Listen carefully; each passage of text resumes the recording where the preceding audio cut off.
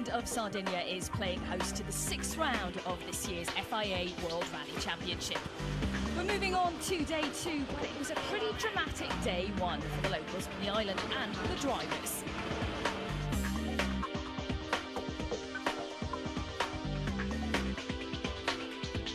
A total of 17 stages make up this event. We've already covered 9 of them so far. Let's take a recap of what happened on the opening day proper. Here's Mikko Hirvonen from the M Sport Ford World Rally team. He was very much on pace and looking good until on the road section his car caught fire. Car completely destroyed, both driver and co-driver okay, but of course game over for the boys.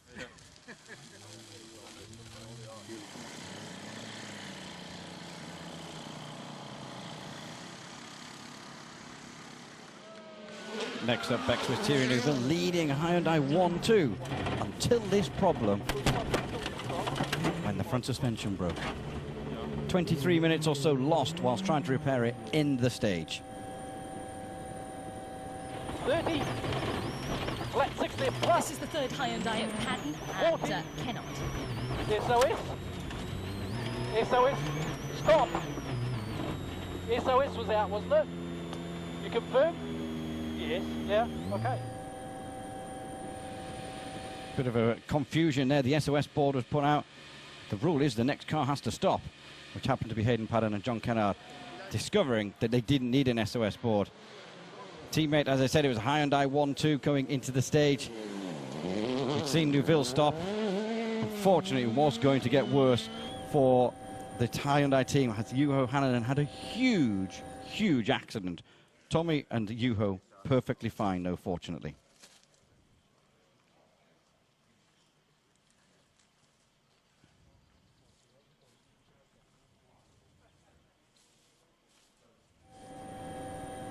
And that is the stricken car of Chris Meek at the side of the road. A loss of power for Meek, and co-driver Paul Nagel would mean that they would retire early from the event, but they are back on Saturday under Rally 2. And here's our rally leader, Jari Matti-Lavla from the Volkswagen Motorsport team at the end of the day.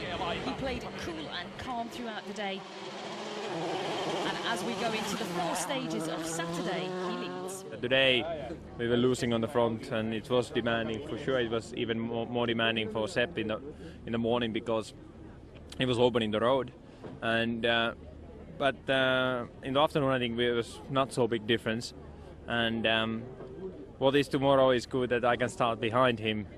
Is that I can a little bit see his split times, how fast he is going, and then I can see if I can use the speed according to that. So. Jari Matti's lead over his teammate Sebastian Ogier was 22.4 seconds going into the 4 stages of Saturday, with Mads Osberg in 3rd position. Mikkelsen not far behind, just 4 seconds away from 3rd. That's it. Padden with that problem dropping down to 9th, and Khaled Al-Qasimi rounding out our top 10. They would have a long liaison section to the morning stages. The boys getting ready over at Volkswagen. The rivalry just continues. Ogier, Lavela, how will it pan out over today's huge stages? No team orders as well, remember, Jules. Jos Capito very firm on that. Let the boys fight it out on the stages. I like Jos for that. So do I. He seems very relaxed. Look at him, he's very calm. As we said, 4 stages today.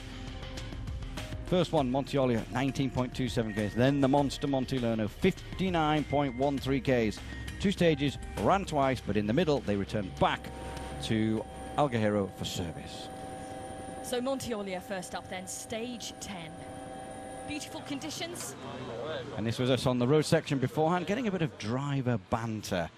And they had about 45 minutes to relax and get themselves ready before the stage. Thank you.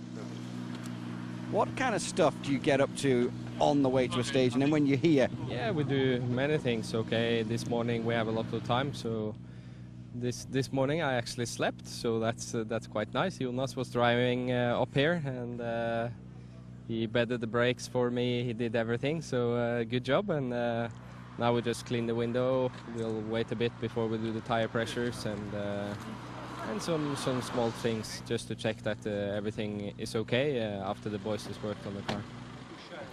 Oh, there we go. Jonas Anderson was driving then. Sebastian These boys taking it disappeared. easy. Yeah, he disappeared off into a field to have a sleep. Chris Meek getting himself ready. calm before the start. It was very calm. I tell you what, it was a lot of fun there. We were there for about 45, 50 minutes, as I said. It was a lot of fun.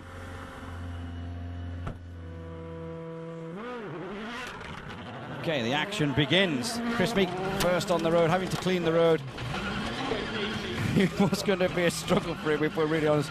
Chris actually saying later on, I've got to look at it positively. One day, I hope to be cleaning the road on merit, not because I'm rally toing. Great attitude. You've got to have a positive attitude in these kind of situations. It's a tough job first on the road here in Italy. A lot of loose out there on the stages.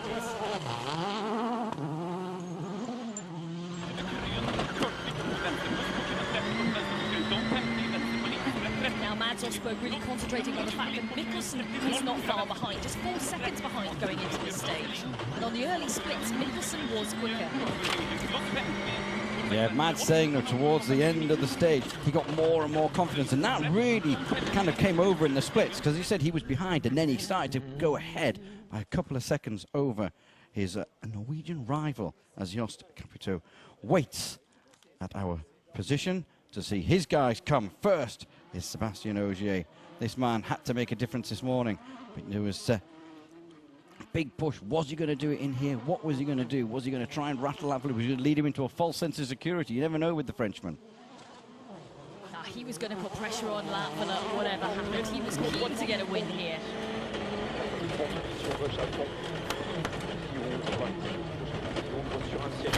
Oh, that's a nasty little hit from that rock there. That was a big hit from that rock.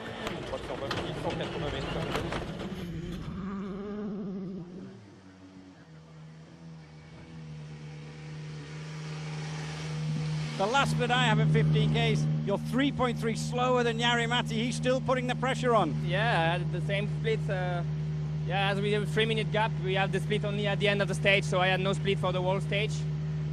I mean, it's okay, it's not a bad start for us, but it looks like he's pushing even harder.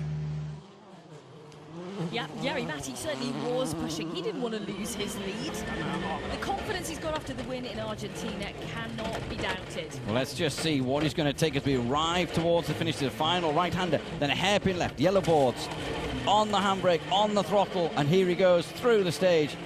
Jari Matti, 6.3, what a way to start the day. That's a chunk of time now, extending his lead over Sebastian Ogier. But it wasn't plain sailing. It was a big push. I had to. We just discussed. Mikko said that he was about to say me that I have to calm down, but I realized myself I have to calm down. We were going a bit too much. Some places you start to have a moment and you don't know if there are rocks or something. You have to back off a bit, and so it was getting a bit too wild. A little bit too wild for Jari Matti, but that lead now up to 28.7 seconds over Ogier. Osberg also extending his lead slightly over Mikkelsen. 6.3 the difference now between third and fourth. That's it, Elvin into 6th, Henning is 8th, Padden 9th, Kavdal Kasimi is in 10th. Ah, that's a great view for what is a great stage. Almost 60 kilometers of Monte Lerno. Huge jump towards the end. Huge crowds. Huge everything in this one. Yeah.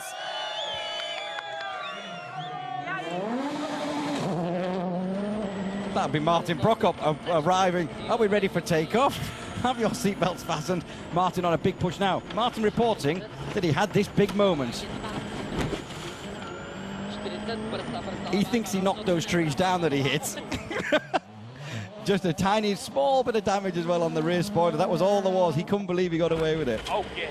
Again, it was improving pace from Prokop. Again, impressed yesterday and today. This is Latvala. This is our rally leader.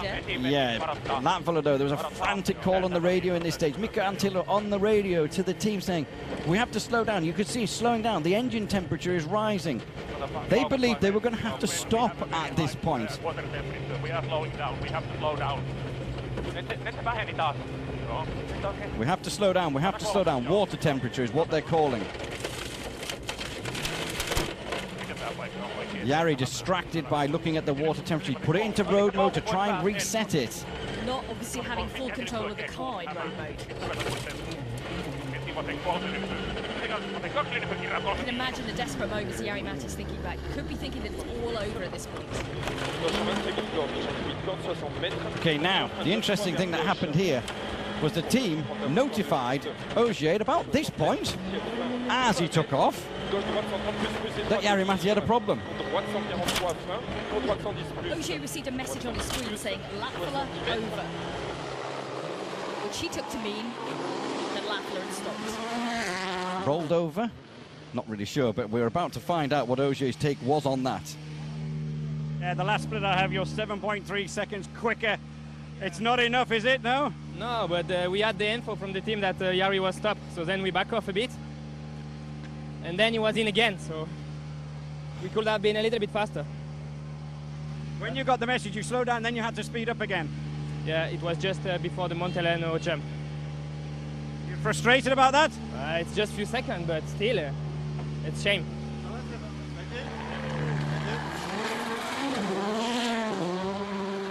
Jari now back at full speed at the jump, which Seb's just gone through. So here he is coming towards the end of the stage. We're waiting now to see how much time he could have possibly lost. Will he lose the lead? That's what he was thinking could happen.